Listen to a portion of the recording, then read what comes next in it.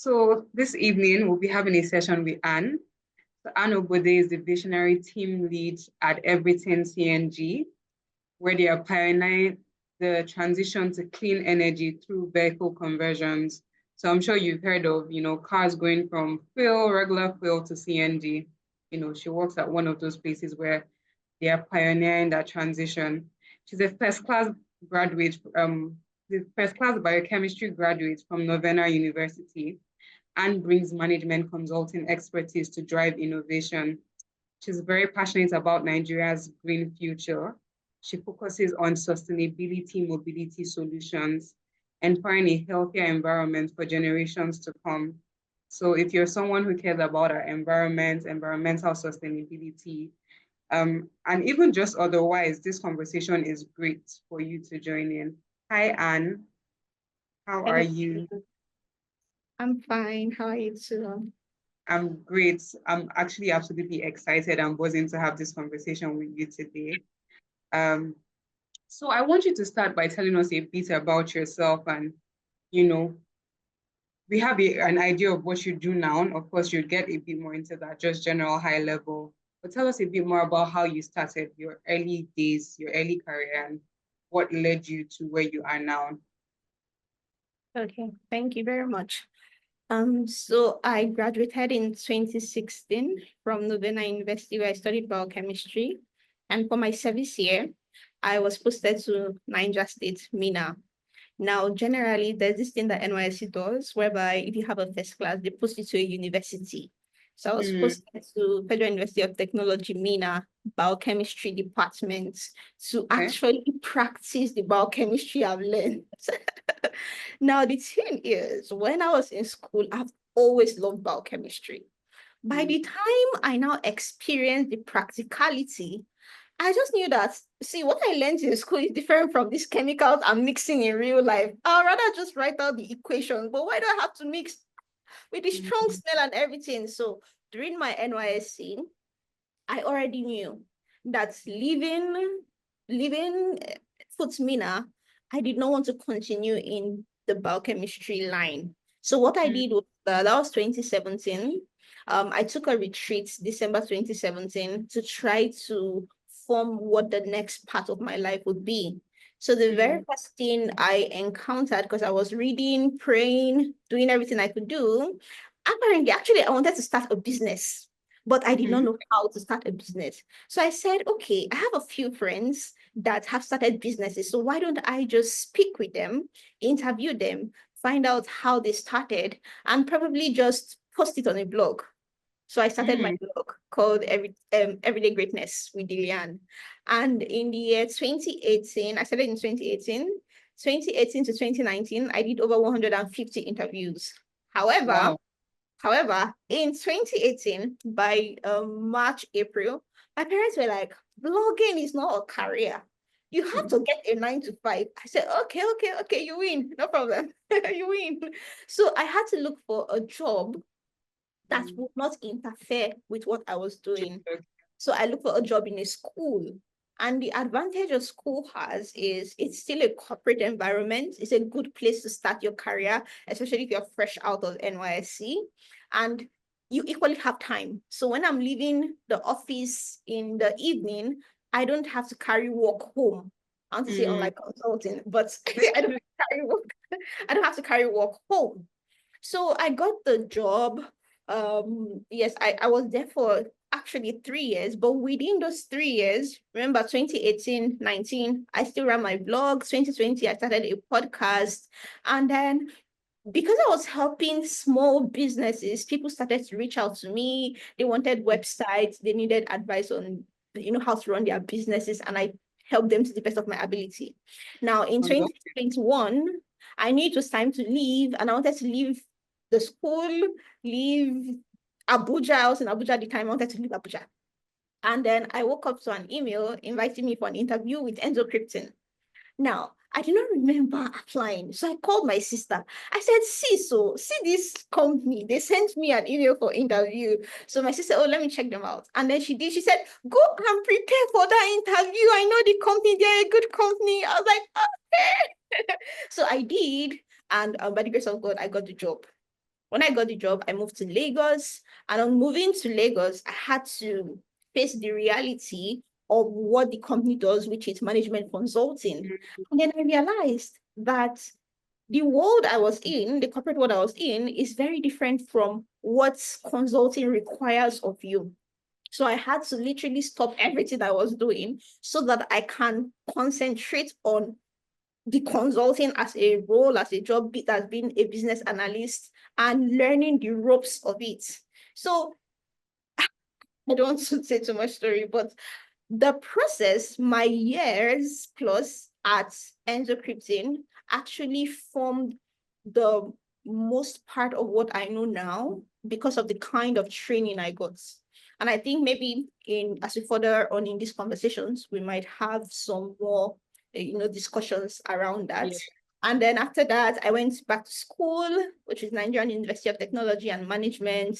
I went for a postgraduate diploma. After that, I currently work at Seamless HR, and I run a business on the side, which is Everything CNG, where we convert vehicles from compressed natural gas to from PMS to compressed natural gas. Fantastic. What a journey. Like, what an actual journey, and but I think for me, it's just the way you pivot and go with it, right? That has Yeah. been very interesting. So I mean, from that, you've given us a general view of that journey. But Yeah. what would you say were the most important lessons you learned, especially like pivoting from, being like biochemistry, I don't want to do this anymore. I starting a business, starting a blog, then, you know, even working in a school and then pivoting into consulting. What would you say are three important lessons that you learned in that early career phase of your life that you give to someone who is trying to figure it out? Because I think you had to do a lot of figuring it out. Okay. So I think the first thing is that discipline is key. That's one thing I've learned. So, I said when I left the school and I came into consulting, two different worlds, but there are some skills, and I don't know if I should call them soft skills, but there are some things that you carry around with you that make you valuable no matter where you are. And discipline is a major part of it. The willingness to want to work, the willingness to want to learn. Because at the end of the day, you only know what you know. You do not know what you do not know. So the willingness to want to learn from people that have seen more things in life and in business and in work and in career than you is key. Because I could easily have said, oh, I've done 150 interviews, I've been speaking to smaller businesses. So, what are you telling me? But coming down from that high horse and being disciplined enough to want to learn is key. Secondly, one thing I learned is that leadership is very important. When you are in a company, one major thing, especially as a staff in a company, is the culture of the company. And being in different companies over time, one thing I've come to realize is that the culture in a company is shaped by the leadership of the company. And why is that important? Many people that are trying to navigate their careers now would become leaders in their own various or respective companies over time. So one key thing people have to learn is that apart from doing your job now, you have to see how your leaders are actually leading, how they are making things work, what they are doing, what they are reading, what they are learning, that would even make you a better leader when the time comes for you to transition. And then the third thing is that learning never ends. Learning never ends. The moment you feel you've read enough, you know enough, or you're too pompous to pick up a book or to be mentored by somebody, that is the time you begin, regressing in your career or whatever it is you're doing. But one thing I've learned is having an open mind, especially to learn from people that are ahead of you. Right, fantastic. So three major things: discipline, leadership, and never giving up your ability to learn. Right. So, I mean, in careers and just in life, there are missteps we take, mistakes, especially in that early career phase. You probably send that email and it's like, no, redact that, send it back or change it. You made a mistake here. I mean, but even maybe more costlier mistakes, what was a significant mistake you felt like you made in your early career, right? And it might not even be an example that I've given, and that you feel like, hey, this is something that someone out there can learn from so that they don't make the same mistake.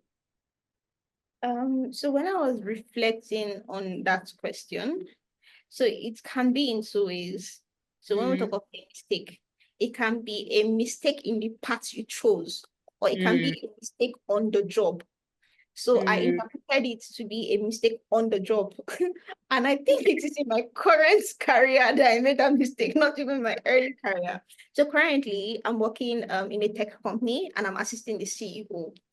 One major challenge that comes with this job is that there's this weight of responsibility on your shoulder. Now, the mistake I made one evening, see, I was watching a movie that evening.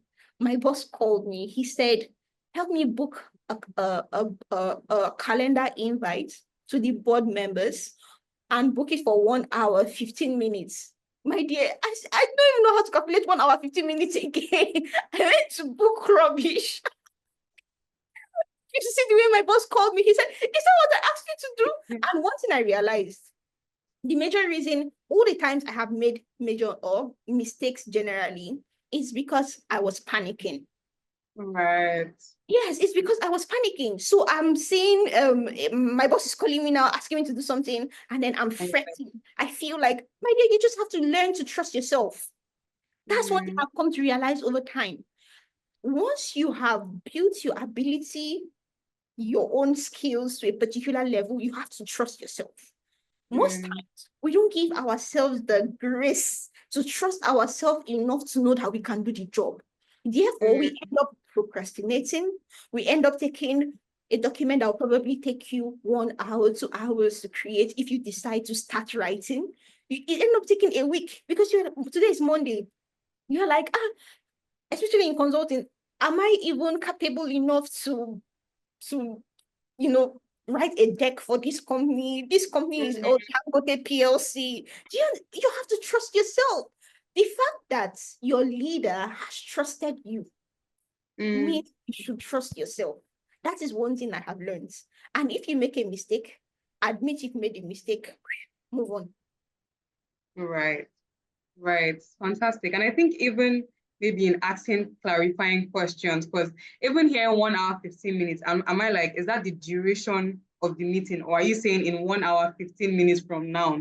So it's now like even being able to stop and ask questions like, hey, sir, is this really what you mean? So that you're not in that position, but also trusting yourself, especially when you've built a relation, like you have an idea of what this person needs. Yeah. But yeah, right.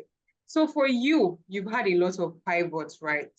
What are those skills what are those crucial skills that you feel like, regardless of what industry or what place, education, consulting, CNG, tech, and what are those skills that you feel like you have carried with you and they have been important regardless of industry, regardless of role that that have been with you? Okay, so I think the first skill is self-leadership. I mentioned leadership earlier, but more external, focus on the leaders in your company.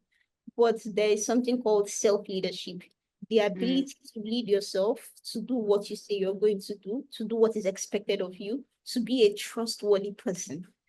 Self is the first thing. Secondly, critical thinking. Now, I would not even dwell so much on that because Crypta has a lot of courses, or they have courses on critical thinking. So because it's not something we can dissect on this call, you have to learn what it is, equally learn how to apply it. The third thing would be communication. Because I think even if you listen to what you just said about, do you mean in 1 hour, 15 minutes, or the duration should be 1 hour, 15 minutes?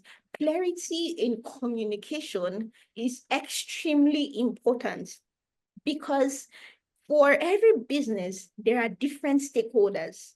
Passing the wrong information can be detrimental to a company.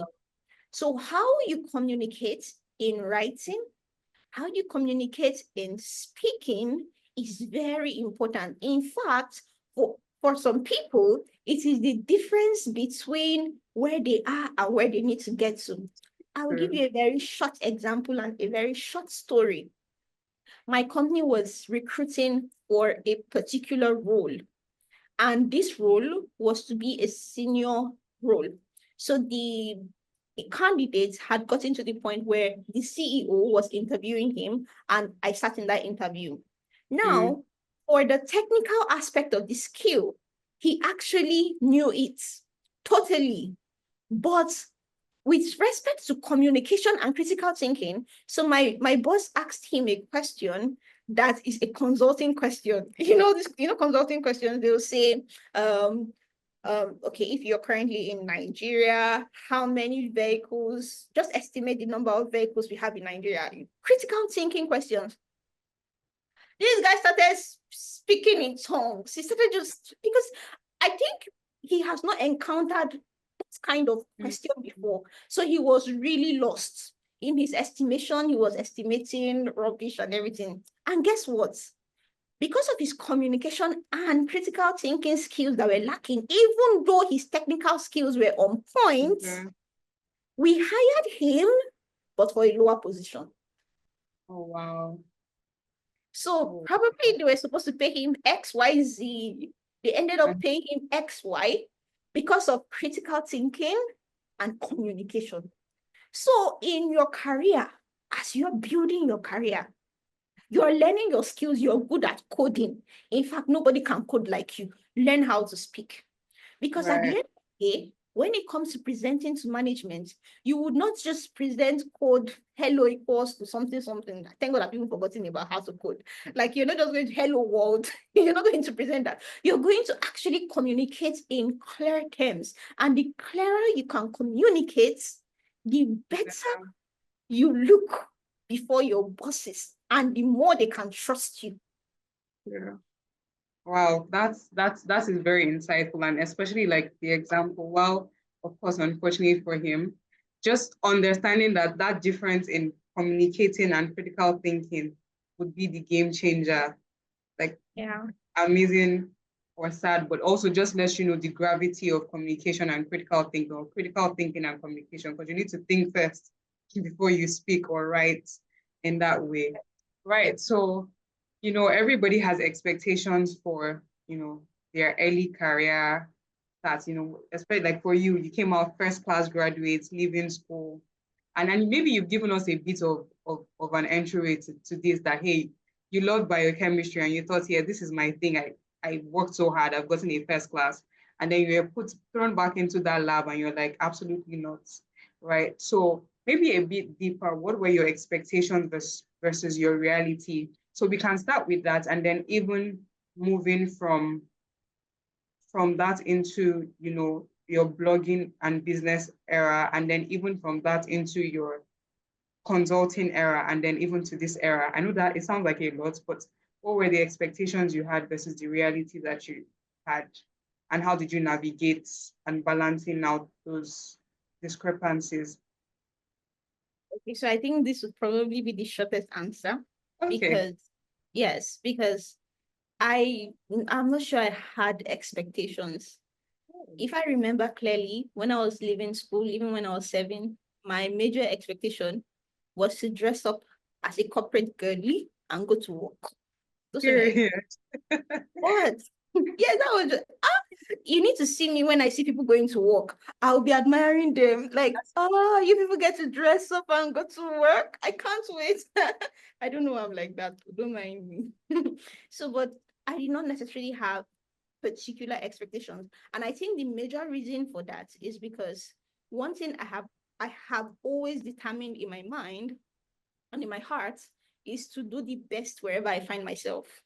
Because I think, when people talk about your expectations being cut short, most times, I'm not sure you can, I don't know how to put it, but for me, it has always been go where you can and do your best where you are. As long as you're giving your best and doing your best, whatever your expectations would have been, you would probably still fulfill them. Right, fantastic. That actually makes so much sense. I mean, makes sense. Giving your best got you through to get a first class, and then in everything else, being able to pivot. So that's actually a great lesson to have. That it basically says whatever your hands find it to do it well. So Yeah. don't overly shoot. Just hey, I'm here and I'm going to give this my best. Fantastic, fantastic. So we're going to talk about your time in crypto, Enzo umbrella, but crypto especially, and how did that shape your career trajectory and the things that you learned while you were here? Okay, so when I joined Enzo Crypton, generally, it was my first experience coming in contact with the world of consulting. So the very first thing I'm grateful for is that I was being mentored by great leaders, which were Mr. Taffa himself. And Mr. Taffa is a partner at Enzo Crypton. And Leke Shitu is equally an ex-staff at Enzo Crypton. And that mentorship I got from them, that leadership helped me to one understand, everything I've spoken about, communication. So there's the aspect of the work we do in consulting, creating documents for clients, solving problems, creating strategies. The ability to do that, if you don't have that in your background, you need to learn. And consulting being a fast-paced environment, nobody gives you 2 weeks to just learn, like, oh, take this first 1 full month to just go and learn. Since you're coming from an academic environment, you actually have to learn on the job. And the best way to learn is to have great teachers. Some people can do the work, but they cannot teach.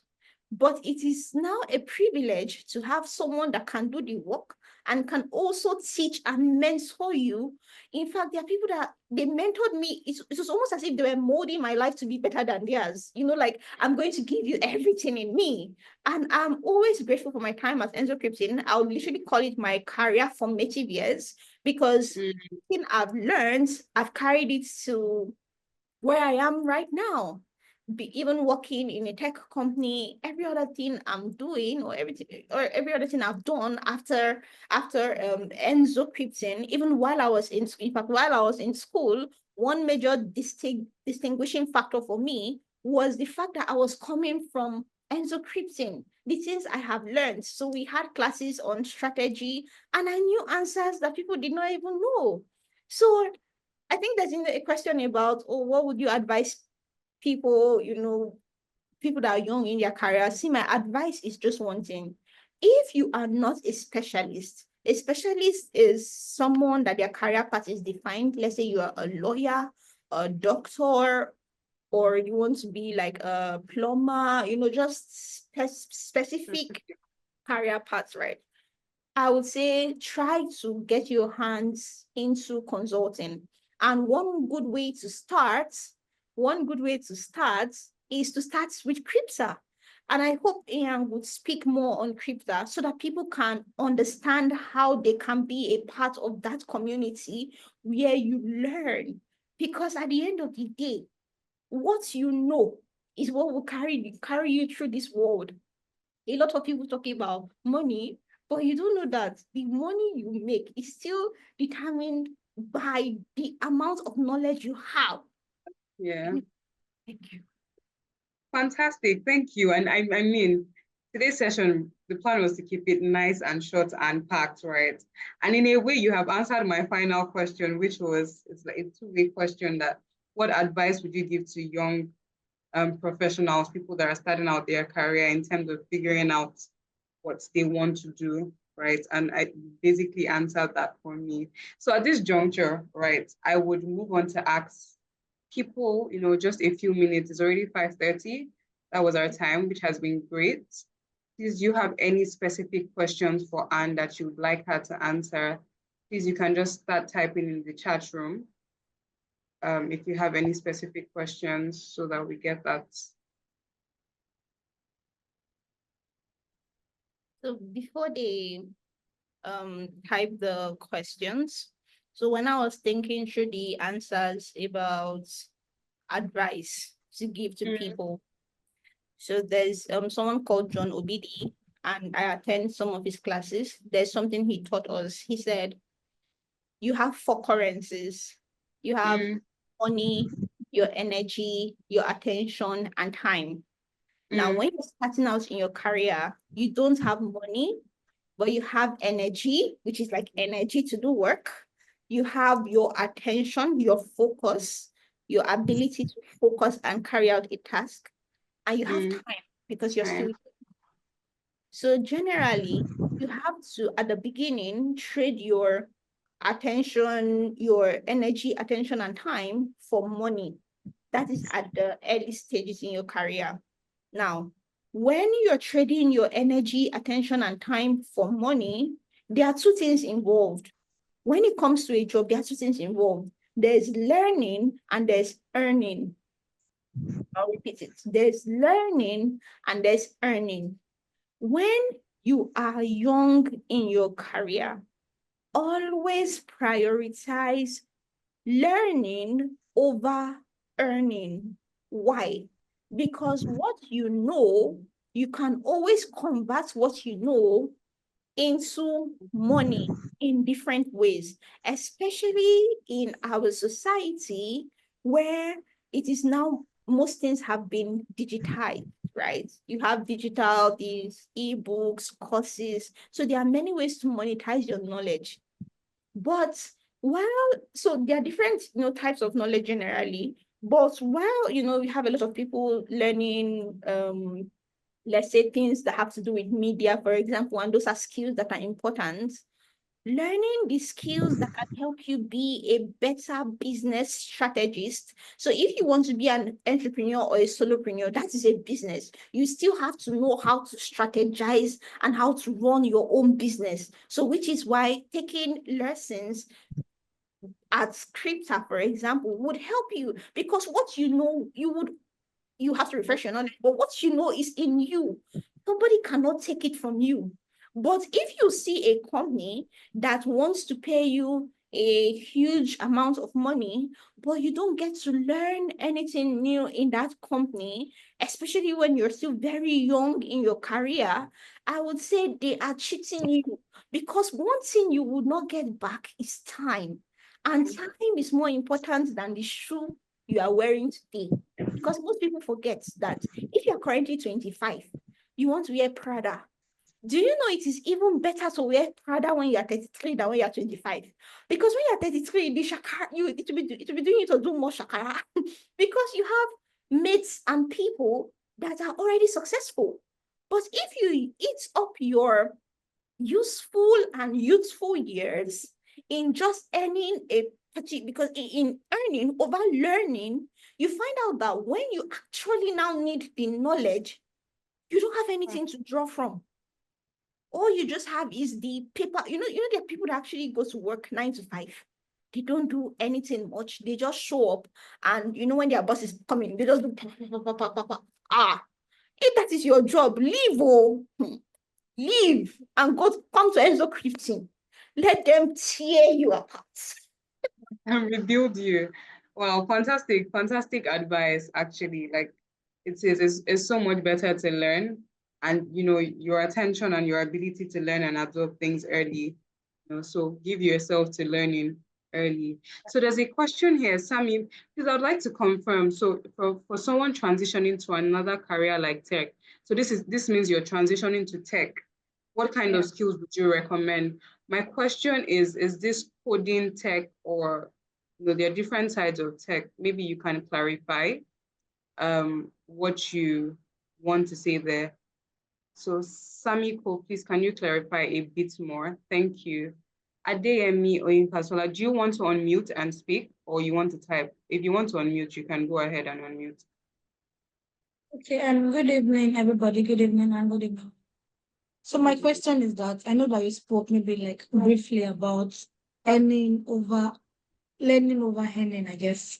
But I think that is something of a privilege because if maybe you are from a relatively comfortable home, you can say, okay, I want to like learn other than earn. But for somebody who is in a much more difficult situation, is it such a terrible thing if they are eager to make as much money as they can? Okay, so don't get me wrong. I'm not saying go to a company where they would not pay you at all. However, so they are, it's not necessarily a one size fits all, but learning, and the thing about learning too, so for example, for crypto, which is why I even want Ian to speak about it. For crypto, you can learn without it being your full-time job. Am I right, Ian? Yes. Yes, you can learn without it being your full-time job. The key thing in learning is the eagerness to want to learn. The tricky thing about learning is that most times you do not know that you do not know. I don't know what I'm trying to say. You don't know that you don't know, which is why you need to be around people or in a company that can tell you that you don't know. Do you understand? Because when you're in that position, which is Adeyemi, what I was even trying to say is that I am more concerned about your life at 40 than I am concerned about your life at 20. You are saying, am I a privileged position? See, if you stay at 20, from 20 to 30, you're working in a company where you're not learning anything. God help you, they retrench you at 35. I can guarantee you would not find another job because you would not be useful to the ecosystem at that time. And it is when you're 35, you need more money than when you're 20. So I'm not saying, oh, now that you're 20, you have bills to pay, you need to eat, just give up your time for free. Don't earn. I'm not saying don't earn, but I'm saying while you're earning, it is important you're learning. And most people can say, I'm taking courses. And like I said, if you don't know, you need somebody to tell you that you don't know. You need somebody to show you what you don't know. You need somebody, which is why in schools, they don't just say, come to school and everybody enter the library, open the book and read. They give you a curriculum, which is what crypto is. They have curated a curriculum that you need to stay relevant in the 21st century. You need somebody that will guide you, somebody that will tell you that, see, the first thing you need to learn is business writing. Forget this other thing, because somebody that's saying, oh, I want to enter into the tech industry. We've heard, no problem. But do you even have the soft skills required to make you, when you're in the company, for you to stay there enough to become a leader? Or are you just going to slave away your time for the rest of your life?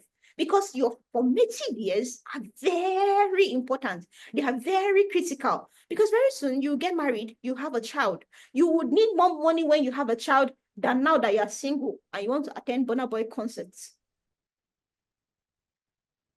Right.